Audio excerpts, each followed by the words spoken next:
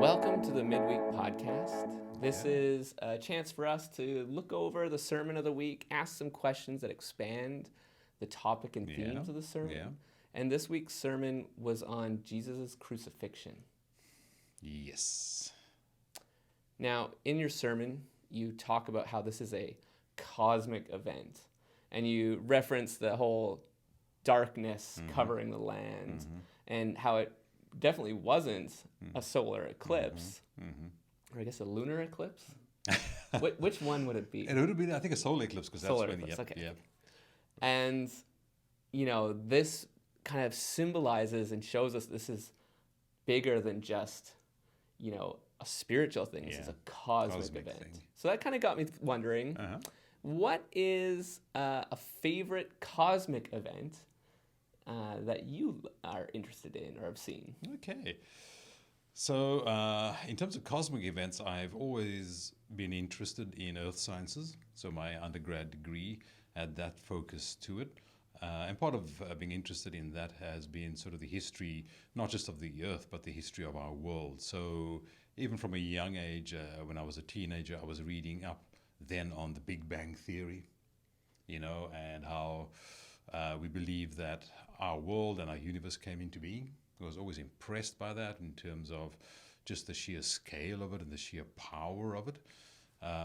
Being a believer, believing that, this is the method by which God brought things into being. And we just see, as I mentioned, the scale of the universe and the power behind the universe. And that just gives us a sense of God's magnificence and grandeur in terms of God's power. But actually, another thing that was interesting in there for me is that, if we believe that the universe is around about 16 billion years old, then clearly God is patient and God is not in a rush. And, God has this great universal project and it's unfolding slowly and reaching this, what looks like this climax, with humanity on earth and us having this privileged position of becoming his image bearers to this world, but it looks like his image bearers to the universe and being part of stewarding his creation with him. So it was pretty, for me, I'd say that for me is like one of the big things that I really enjoy. I find very, very interesting. Yeah. Yeah, I think space and everything that goes on out there is so fascinating. Yeah. Something recent that was, I heard somebody say, and just caught my imagination, is that, if the Earth endures long enough, eventually there will be no more stars in the sky because we are traveling further and further away from, the other From the others, stars You and won't things like see, that. Eventually you could look up into the night sky and it'd be completely black. see nothing. Isn't that like, you think of stars and you think of these things as eternal, and you realize that they're just not. They're not. They are. I mean, even though their lifespans are just beyond what we can comprehend, they are all transitory. Yeah. Even our star at some point will either grow and explode or just shrink or grow and then shrink into, into a black hole. And so consuming everything, including the Earth, so we might not be around to see that. But just reminding us that, everything there itself is transitory. Yeah. Yeah, and it kind of touches on this idea that eternity is a unique idea. The more we get to know the natural world, the more we realize that things being eternal is a concept that is just beyond what we experience. What we can experience, what we experience or what we can even imagine. Yeah. Now, with the cross, we see that Jesus turns death into away from this bleak non-existence into this doorway to new life. And it's an unexpected twist. But why is it important that the Bible and our theology works this way? I think one of the great themes that runs throughout the scriptures is that of God's power to reverse that which has gone or fallen into disorder. So again, just looking at the Bible as, in terms of its general themes, opens up in the beginning, and we see that there's this concept of sin that is there, and it brings with it, death. It brings with it disorder, and that gets set in motion. And we know that sin and death is really, in terms of biblical themes, the undoing of God's great order and God's great creation. And so I think the power of the motif is not just that God can cast it aside and do something new, but that God has the power to take that very thing that is causing the destruction and the disruption of his good order, take it and use it and reverse it on itself and bring it back to restoration. And I think that for us is one of the great messages of hope that's in the Bible, is that God can turn things around. And the greatest challenge that we face as humanity is death. We can do a whole lot of things, and as technology advances, we can continue to do even more. But death is still that final frontier, and God has the power to reverse that and take that very thing and turn it on itself. And I think that really is meant to be a great picture of hope for the world in terms of God's power to transform. Yeah, it's just occurring to me, how we just talked about that there isn't really too many things that we can look at in the natural world that are forever, that are eternal. But death is one of those. Yeah. And when you die, you're gone. You die, you're gone, yeah. You don't come back to life again. And I think that to add to what you're saying, that God can take this thing, death, this thing that seems so unstoppable, and he's in control of it. Like, that's mind-boggling. And that most people have this sense that there's something more, that there's some sort of afterlife. That's a pretty commonly held belief in Canada. But here we have an explanation of why that might be. And that's really important. And, I think the way that this works in the Bible, that you have these unexpected twists, things that we would never have conceived of. Anytime we tell a story, it's the good guy wins and beats the bad guy. And the bad guy's gone forever. Yeah. Right? And this is not that. This not is quite that, God defeats death. But the twist is that death becomes a way to new life. And that's so beyond our reckoning. Yeah. And I think it's also a reminder to us about that other great biblical truth, and that is that God is the source of life. So life is in God himself.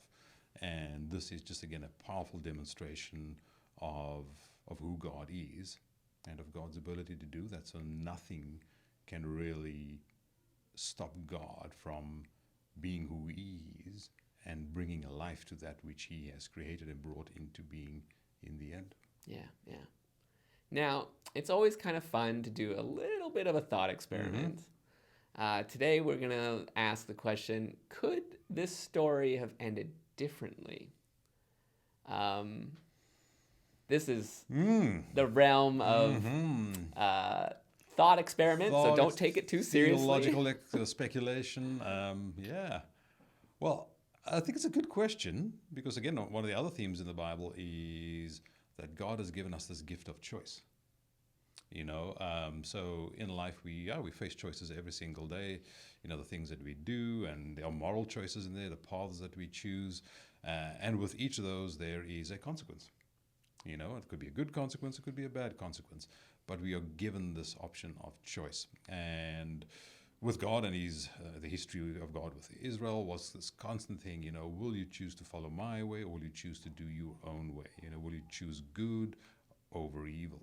So I think we've got to believe that there is an element where the story could have played out somewhat differently. There isn't this inevitability to the story. It was going to happen like this. The script was written from the beginning. People were just like actors on a stage playing a part and carrying it out. No. I think people had moral choice in this. So I think in one sense it could have played out differently. I think this is in the realm of thought experiment. Yep. So, let's just take the religious leaders, because the story really focuses upon them and their hardness of heart. And Jesus was calling people to follow him in living out a new kingdom reality. And he began explaining what that kingdom reality is, right from his Sermon on the Mount and all his other sermons in terms of loving your neighbor, self-sacrifice, putting others before yourself, just an entirely different ethic and a different way of being. And he was calling Israel to do that. And I think he was hoping that the leaders would identify him for who he is and fall in line with that particular kingdom program. So I think elements of the story could have played out very, very differently.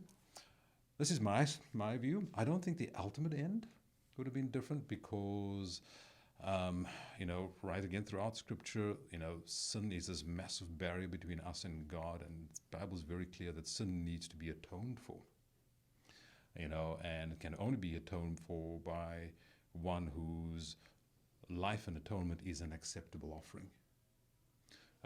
So I still do believe that the Messiah probably would still have died, but I think in this case, maybe the people of God need not have played the part that they played in that story. Rome was the big power as well, and Rome was the power that was, in control, brutal, and oppressive. So I think it would have certainly have played out that way with Rome in the end.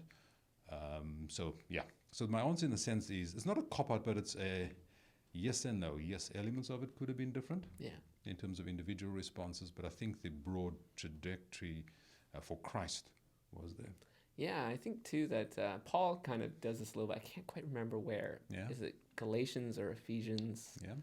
But he talks about what if, that if the children of God, the Jews, had accepted Jesus, how much greater that would have been. Yeah. I can't quite remember where that was. Yeah. But, it's the same kind of thought line of, there was a choice. There was a choice, yeah. And that's really important. And this could have played out very differently for the people of God as well. Yeah. I think, too, I would take this maybe on a bit more of a negative bent. Okay, where you're going to go with I was going to say is that it could have ended with God just destroying everything. Okay, yes. We do all this stuff. God isn't obligated to us to do this redemption. Yeah. He could have just been like, no, you rejected Jesus. That was your chance. You're done, so. You're done. Yeah. And I'm very thankful that is not how the story ended. But, I think if you keep, I'd like to keep that in mind as I read Scripture, like when you're in the garden and and God says that, if you eat this fruit, you will die. And the implication is that they would die immediately. And it seems like God stays that, shows mercy, and puts death off later. And, like each incremental place where Israel turns away, there's this thought that this could be it. Like, really, there's no reason why God is obligated to these people to keep them. And yet he does. He shows mercy even though they don't deserve it. Yeah. So I think, like you said already, the story played out the way it should have, as God intended it. But I think when we do these kind of experiments and ask, could it have been differently? I think it's this bit of a wake-up call to be very thankful that we have the story that we have. And very thankful that we have a God that extends that mercy and that grace. Right at the beginning, when you asked that question about the universe, it's not quite the same thing, but I think there is something there about the fact that God is patient. Yeah. God really is patient and gives us time and gives His world the opportunity to try and set things right again. And to your point, God could have just ended it all. But I think it shows His love for the world that He created, that He didn't. And so He would rather take what is there, work with it, and bring it back to Himself. And I think the power in the story there is God's ability to take that thing that's gone totally off course and reverse it and bring it back. And as we discover the story, as it ends in Revelation, is bring it back, but actually just make it a whole lot better as well. And if you're watching this, hold on watch the sermon or listen to the sermon on Sunday, because that's kind of where we go. Spoilers. Spoiler alert. Dear. That's where we go. A little bit on Sunday coming, because that's the end of this particular part of the story. Yeah. The last kind of question we're going to explore is maybe a little bit of a tangent, but it's an interesting one because we see that death gets twisted. The church and Christians, early Christians, took the cross and twisted its message as well. The cross was a symbol of Rome, of its power, of its dominance, and Christians took that symbol and made it their own and made it something mean. They made it mean something completely different. Should we as a church continue to do that sort of thing, of taking cultural symbols and subverting them to make them our own? Wow, Nick, that is a good question. And I think in today's context, it is quite a charged question. I think behind that, I don't know if this is necessarily your intent behind that question, but I think behind that question today brings up the whole issue of cultural appropriation. Yep. Is that acceptable? And I think certainly today we view that as being unacceptable when it's a dominant culture taking on certain elements or symbols of another culture and either making them their own or just playing with them as they wish. And I think that whole mindset is rooted in very much a colonial imperial mindset. And I think there is a resistance to that. I don't think this is happening here in this particular part of the story. And there are two reasons why I say that. I think, firstly, the early church was not in a position of power. Very true.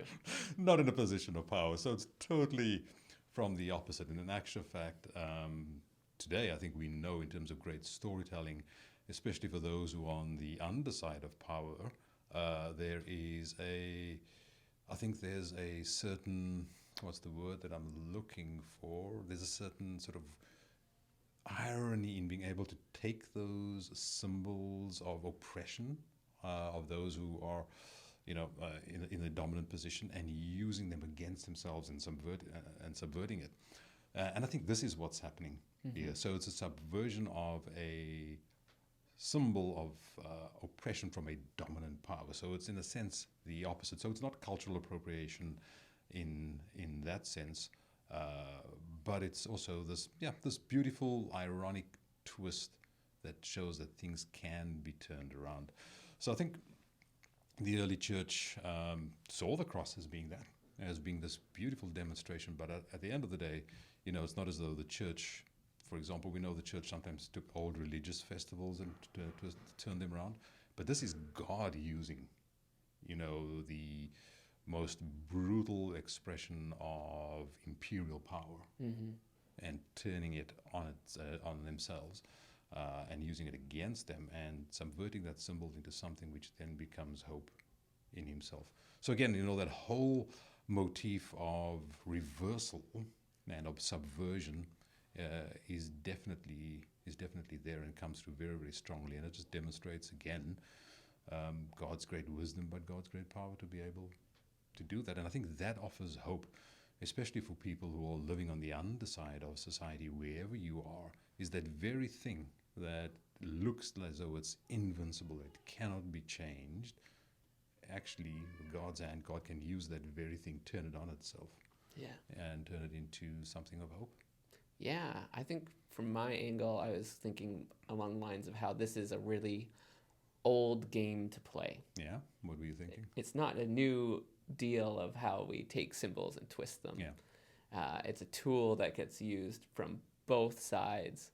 And, the example I was kind of thinking of is how blue jeans used to be a symbol of working class. Yeah. That got taken and used to be a symbol of fashion and style and rebellion. And of rebellion and of affluence. And all these sorts of things. Yeah. I think it's a reminder that symbols are really, really important, and we need to take them serious. I think in our day and age, we tend to make mockery of symbols and things like that. Yeah.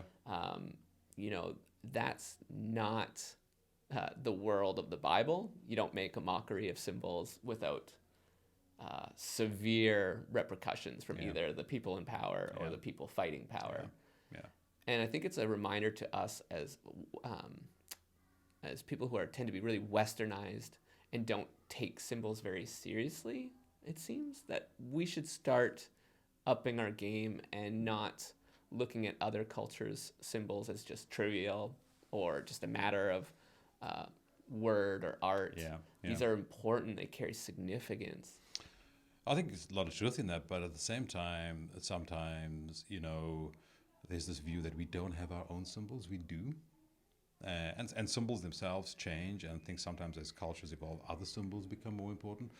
But I think every culture and every society has its symbols, you know. And I just think, for example, just and I don't mean this in any way critically, but of the US, maybe a bit more so than Canada, we're talking about sort of a powerful Western nation. In America, the symbol of the flag is huge. Yeah. You know, people might laugh at other symbols in other countries, but that American flag is huge.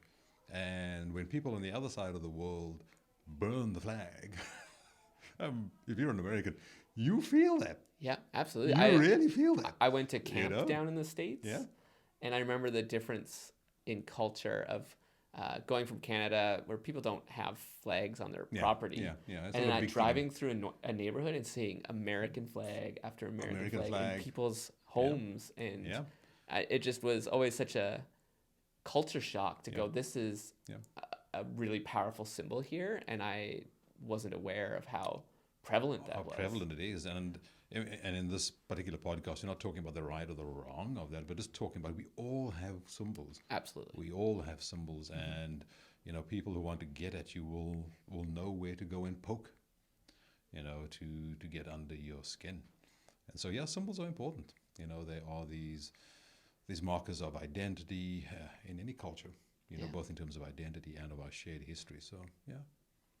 Yeah, it's a long history if you look at his symbols and how they're used, how they're manipulated, and how they're undone. It's very interesting. Obviously, we can't get into that here. This is our last podcast. We'll take a break for the summer. But we thank you so much for participating in this. Thank you. Joining us to kind of think and talk about the sermon. Yep. And we look forward to come September when we start this up again and enjoy the dialogue once more. Excellent. Thank you, and enjoy your summer too. Bye. Bye-bye.